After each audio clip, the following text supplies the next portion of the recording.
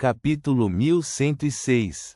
Voltando ao mundo real, Klein imediatamente pegou papel e caneta e escreveu uma pequena carta.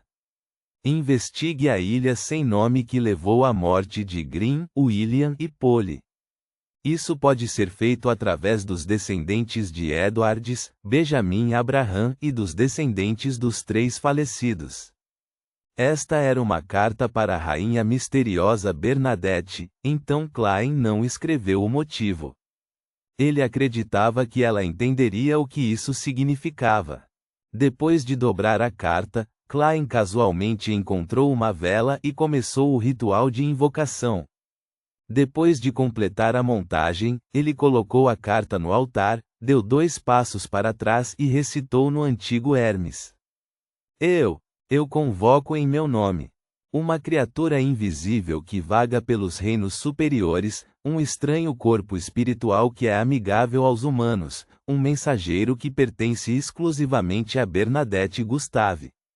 No momento em que ele disse isso, a percepção espiritual de Klein foi acionada. Ele instintivamente ativou sua visão espiritual com um mero pensamento. No entanto, não viu nada. Então, descobriu que a carta colocada no altar havia desaparecido. O mensageiro da rainha misteriosa é muito especial. Da próxima vez, passarei a usar minha visão dos fios do corpo espiritual. Klein ficou atordoado por um segundo antes de suspirar interiormente. À noite, sob a iluminação dos postes de luz que acendiam um após o outro, uma carruagem dirigiu até o cruzamento da área da ponte de Bäcklund com o Burgo Leste e parou na beira das ruas.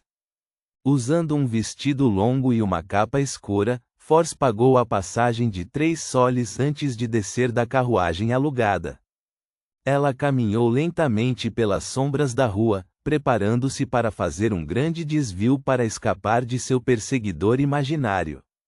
No final da reunião de tarô anterior, ela rapidamente superou a preguiça, fez as malas e saiu para visitar seus ex-professores, colegas de classe e amigos.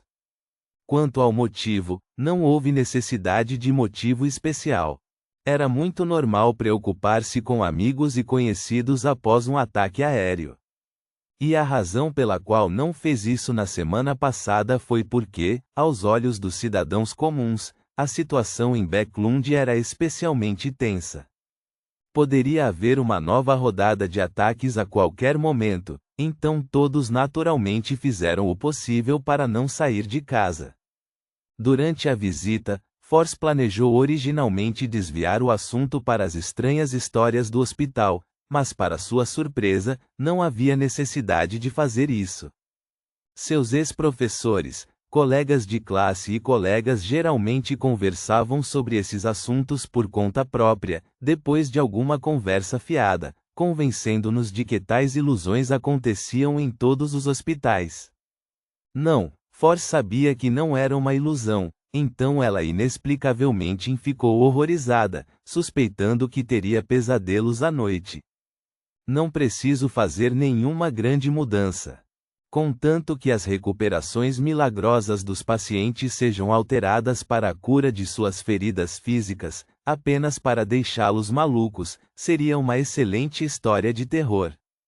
Além disso, acontece em uma cidade que todos conhecem e também no hospital com o qual as pessoas costumam entrar em contato na cidade, mas que exala uma atmosfera assustadora. Isso resultará em imersão perfeita. Quase posso prever outro romance best-seller prestes a nascer. Só não sei se consigo escrever bem esse gênero. O único problema é que esta história não terá emoção suficiente. Uma paciente beijando apaixonadamente um rosto coberto de cogumelos e ervas daninhas? Isso não é muito estranho? Force caminhou como pensava, entrando em um estado de espírito criativo. Neste momento, sua visão ficou turva. Ela viu uma figura sair das sombras à sua frente, onde as lâmpadas a gás não conseguiam iluminar. A figura usava um sobretudo preto e meia cartola. Ele tinha um rosto profundo com traços faciais frios. Além dos óculos de aros dourados, parecia idêntico ao louco aventureiro dos 5 mares, German Sparrow. Embora Force soubesse que o Senhor Mundo não iria caçá-la e estava aqui para cumprir o contrato, ela não pôde deixar de ficar tensa. Era como se tivesse conhecido seu professor mais rigoroso dos tempos de escola. Ah, boa noite. Seus passos diminuíram, mas ela continuou avançando e cumprimentou-o. Klein assentiu sem dizer uma palavra. Ele se virou e entrou em um beco isolado ao lado. As lâmpadas a gás já estavam danificadas, então estava escuro. Apesar do ambiente escuro, Force também não disse uma palavra. Ela abaixou ligeiramente a cabeça e seguiu German Sparrow em um ritmo adequado. Quando chegaram às profundezas do beco, Klein olhou em volta e disse em voz profunda: "Ajude-me a perguntar ao seu professor se ele conhece essa pessoa, Benjamin Abraham.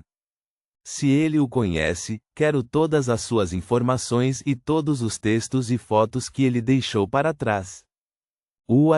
Ok. Force estava esperando nervosamente que o Senhor Mundo a teletransportasse para outro lugar, mas nunca esperou que ele mencionasse outra coisa sem motivo.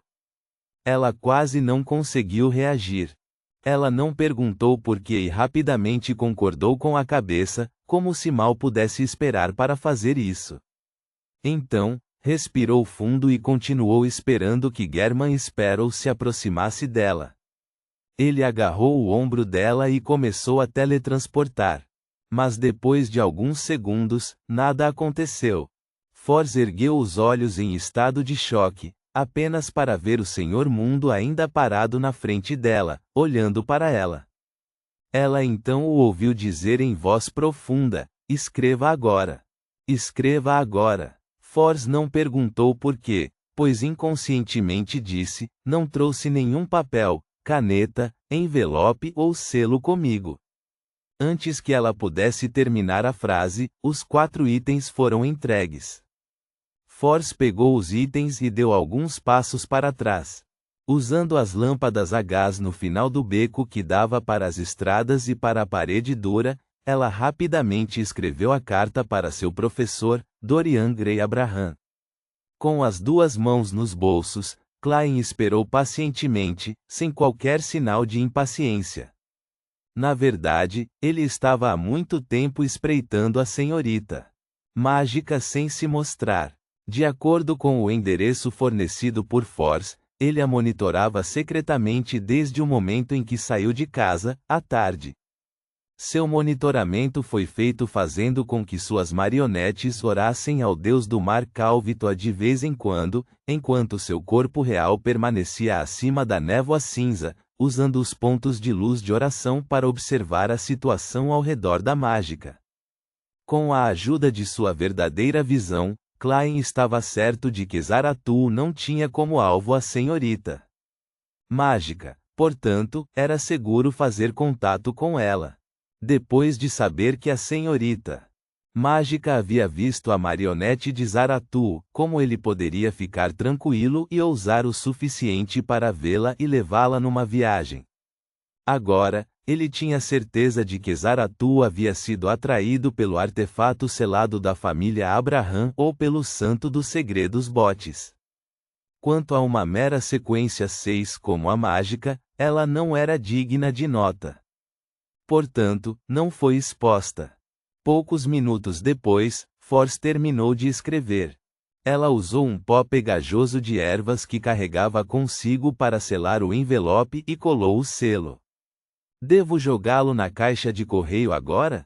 Force olhou para a capa da carta com o endereço e o nome verdadeiro de seu professor e perguntou hesitante. Ela sentiu que tinha que fazer isso sozinha. Não poderia entregá-lo ao mundo, ou isso poderia trazer perigo para seu professor. É claro que, se German Sparrow insistisse, Force achava que não havia nada que pudesse fazer. Mesmo que ela rasgasse a carta, ainda havia a possibilidade de ela ser hipnotizada ou ter seu espírito canalizado. Klein assentiu indiscernivelmente. Volte depois de terminar de postar. Ufa! Force soltou um longo suspiro de alívio. Virando-se, ela correu em direção à rua e encontrou a caixa de correio. Depois de terminar tudo isso, voltou para o beco escuro. Sem esperar que German Sparrow falasse, ela entregou a caneta tinteiro e os 2 selos restantes.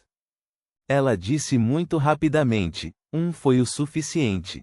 Klein deu uma olhada para a senhorita Mágica antes de pegar os selos e a caneta e disse calmamente: isso significa que a residência do seu professor fica a menos de 100 quilômetros de Backlund. A expressão de Force congelou. Qual é o problema?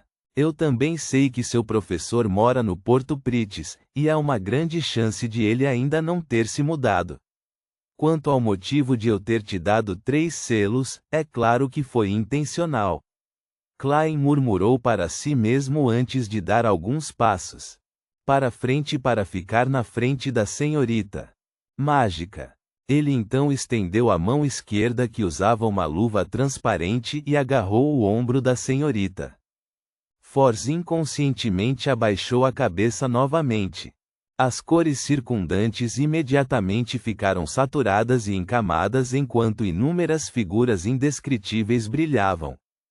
Quando as coisas e cores que ela viu voltaram ao normal, Force instintivamente levantou a cabeça para agradecer. Porém, German Sparrow já havia desaparecido. Force avaliou o ambiente atordoada e percebeu que estava parada em um canto vazio. Na frente dela havia uma porta, e um barulho e o cheiro de álcool eram emitidos do outro lado da porta. Force puxou a capa e saiu pela porta com uma pitada de medo, apenas para ver muitos homens vestidos de piratas. Eles carregavam cimitarras e armas, penduradas ou alojadas na cintura. Enquanto bebiam bebidas destiladas, eles discutiam com entusiasmo os pontos fortes das frotas de Feisak e Loen. Um grande número de mulheres lindamente vestidas estavam entre elas, como borboletas dançantes. Ela usava uma capa longa e escura no estilo Backlund. Seu cabelo castanho era longo e levemente cacheado. Tinha um temperamento bastante maduro, mas sua expressão de medo fazia parecer que Force era um cordeiro que havia invadido uma matilha de lobos. Foi tão desarmonioso e atraente que rapidamente atraiu a atenção de muitos. Ela se sentiu um pouco familiarizada com o que aquelas pessoas haviam dito a ela. Era como se fizessem parte de um ramo da língua que ela havia aprendido, mas não conseguia entendê-los imediatamente. Onde estou? O que estou fazendo? Quem são eles? Como Force estava perdido, um homem rechonchudo se espremeu e disse em loenese confuso: 10 soles, uma noite. Force esteve envolvida em muitos grupos de Beyonder ao longo dos anos. Embora ela não soubesse onde estava, sabia muito bem em que tipo de situação se encontrava.